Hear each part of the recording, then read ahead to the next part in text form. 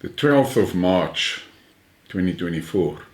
This is one of that Let's Talk Skidmarks of mine. And in this one, I want to go back to my roots. I'm a guy that likes to ask questions. And I like to stimulate the mind, to think about things. Not only just react and respond and what. Think about things. I'm going to ask a few questions that is going to rattle many people's cage severely, but what you need to do is just think about the things that I'm asking. I'm sitting here and I'm thinking about all this internal conflict among people, not only here in South Africa, across the Western world you can see it. Society is in turmoil. People are fighting with one another about the most ridiculous things. Now there's one of the things that intrigues me, and this is this case about religion. I find it strange. We are sitting here and we have to accept that we have been created by a creator. Now that creator, not you or me, must ever be so arrogant as to try and imagine that we can ever imagine the level of the Creator's insight, intelligence, power. Why am I saying that? Let's look at a simple thing. He created trees that grows in the Amazon. Those trees were designed specifically for that environment. They can cope with the heavy rains and all of that thing and their rich soil and all of that. Those trees are happy there. You take one of those trees and you plant it in the Sahara Desert. That tree is not going to last a month and it's dead. Why? Because the environment is different. On the other hand, if you take an acacia tree, a thorn tree from the African savanna, and you put it into an environment that is very wet, that tree starts rotting. The roots rots and everything rots and it dies because it was not designed for that. You look at a human being, your DNA is the code that contains each and every minute aspect of you. And when the embryo starts developing, legs grows and arms grows and eyes grows and organs grows and all of those things. But listen carefully to what I'm saying. When the hand has grown to perfection, that part of the code that grows the hand switches off. But now look at some of these sphinx and geckos and things. Some of those things, if they lose a tail, lo and behold, that tail grows back. The same with the spider's legs. That leg grows back. Now, for a moment, try and think about this. What if we can find that switch that grows the little finger? The guy cuts his finger off with a saw or with a blade or what, and we can switch that little finger DNA switch on again, and it grows the finger back. Now this sounds ridiculous, but that's what's happening if you look at what happens when one of these reptiles lose a tail or a spider lose a leg. That switch switches on automatically and grows another leg and then switches off again. I'm mentioning this to try and make you understand how huge the capacity of the Creator is. To have the foresight to design all these things to operate as they are operating. And now then we get back to religion. And all of a sudden, the bulk of the people, especially, I don't know the other regions of the earth so well, but here in South Africa and in the Western world in general, what do we have? We have people that try and make you believe that the Creator is so narrow-minded that there's only one thin branch of religion that will ever meet the Creator. How the hell do you work that out for yourself? How?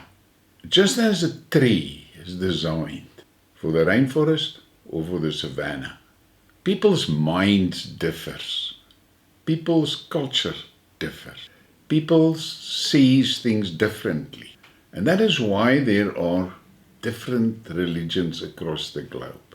Those religions operate in a way that that culture understands and appreciates and can respect. But because it differs from your way, they're all wrong. Now, if you look at the Christian religion, they tell you God is the creator of everything. And that is the truth. But they don't explain to you the logic that 2 billion people in China was just created to fuel the furnaces of hell. That's what they're telling you. Now I'm trying to think, how is that possible? Why would God make so many millions of people that are in any case doomed? It doesn't make sense to me. So what I'm going to say now is this. When it comes to religion, focus inward and make sure that your personal relationship with God is right and good for you. And that's what you focus on. And then, if you are Spirit-filled, your actions will reflect that. The same way as a tree bearing fruit. When you see a fig tree, you have got a very good idea of what the fruit is going to look like on that tree. And you will recognize some trees by their fruit. And that's what the Bible tells us. So stop this story of condemning everybody that doesn't believe like you believe. Because you've got no guarantee that you are right. Let's go further. Let's look at what happened to the world. The Khazarians, we know they're fucking evil. We know that. It's well published. And every person that uses his brain cannot come to a different conclusion. Those people are fucking evil. Look what they did to Russia. They destroyed the Russian royalty, murdered them, killed them. Why? So that they could get a grip on the Russian riches. But they kept themselves isolated in an area that we know today as Ukraine and Belarus, and a little bit down towards Turkey and so on. But that is where they were centered, these Khazarians. And when the Russian environment under communism, which they orchestrated, got so bad that it became dangerous for them, they moved. They didn't flee. They moved. They moved more west. A lot of them moved to America, and a lot of them moved to Israel. And from there, they are still up to today focused on their destruction of humanity. That's what they do. That is their aim. Their aim is that they must be the only ones alive on the planet. Everything else is below them and does not deserve to live.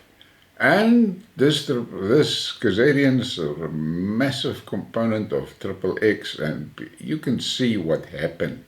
They got control over a large block of our food production through operators like BlackRock. But look at this. For centuries, people lived off grain. That was a staple. And I'm going to call it grass, of different grasses, and that's it. And then they decided, no. This grass was not designed properly. We're going to change the genetics of this grass.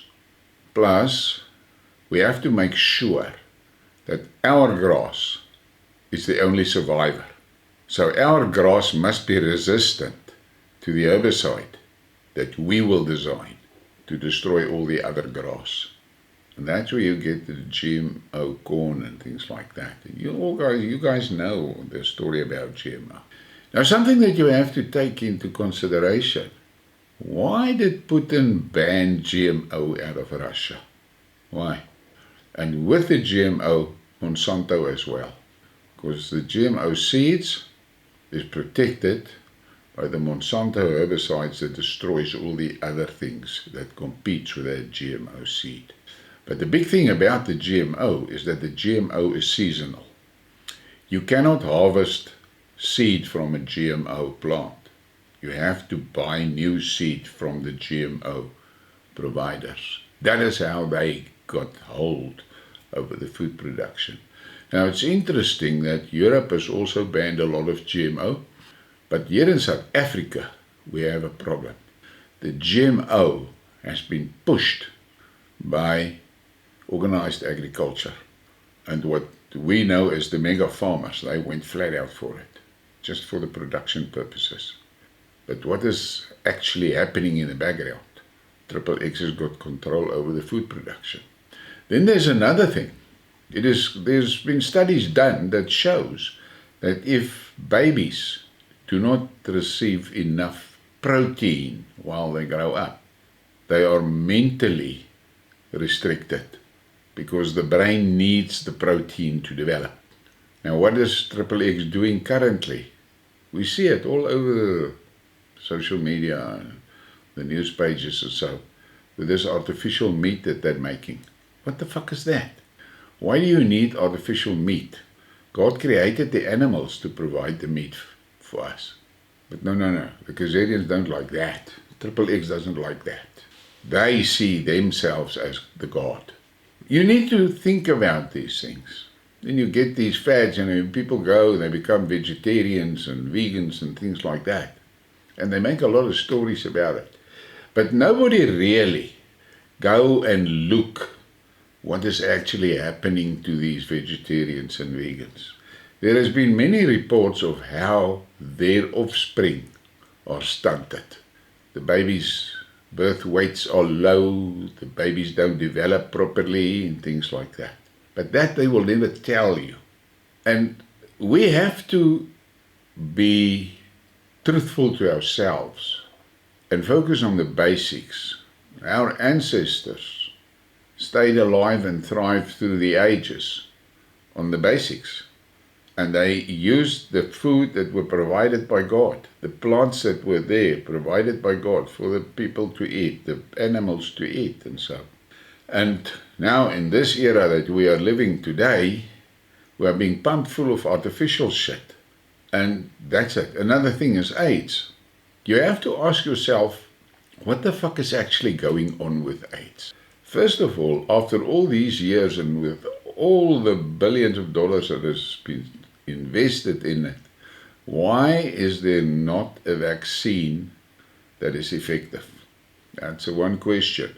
I know that part of the problem is that the AIDS virus mutates so fast that by the time that they have perfected the vaccine for a version of that virus, it's already 3 or 4 versions further along the line.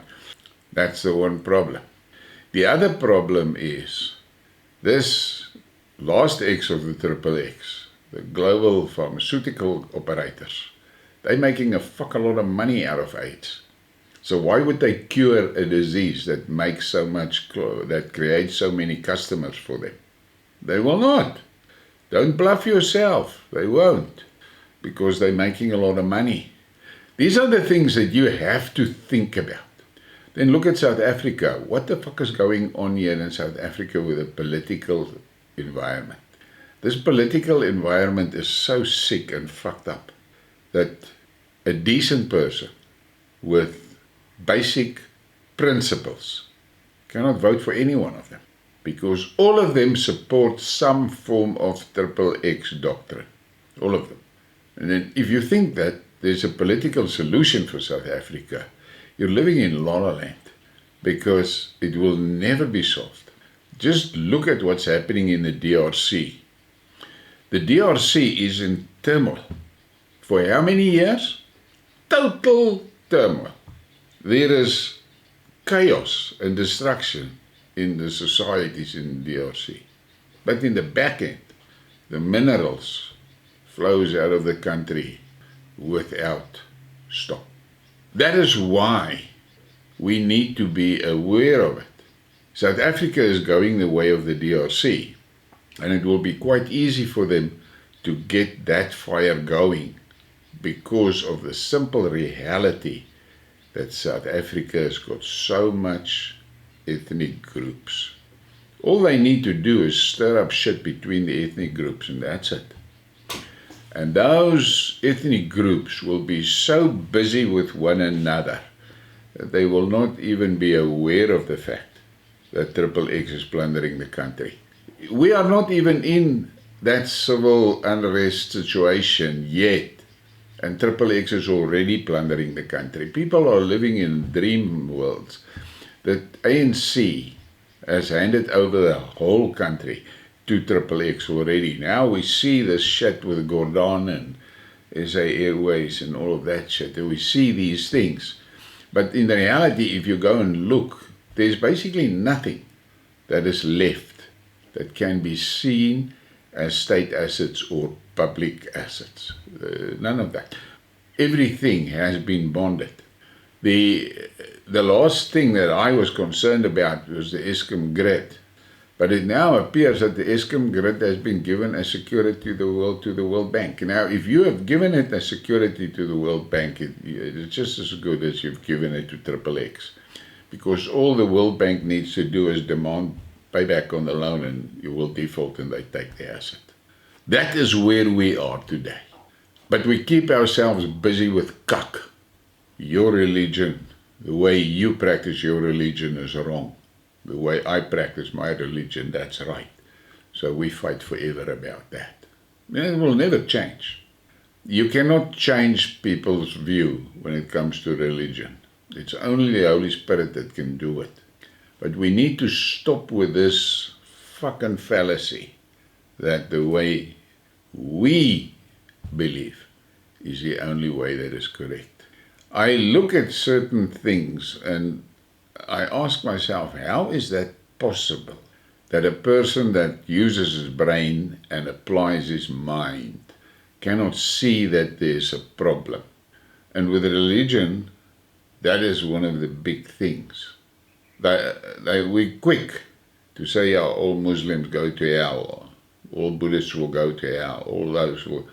Where do we get the right from to do that? We cannot be the judge. God alone will be the judge. But we have a problem, and that is that we imagine God's mind to be as narrow as ours.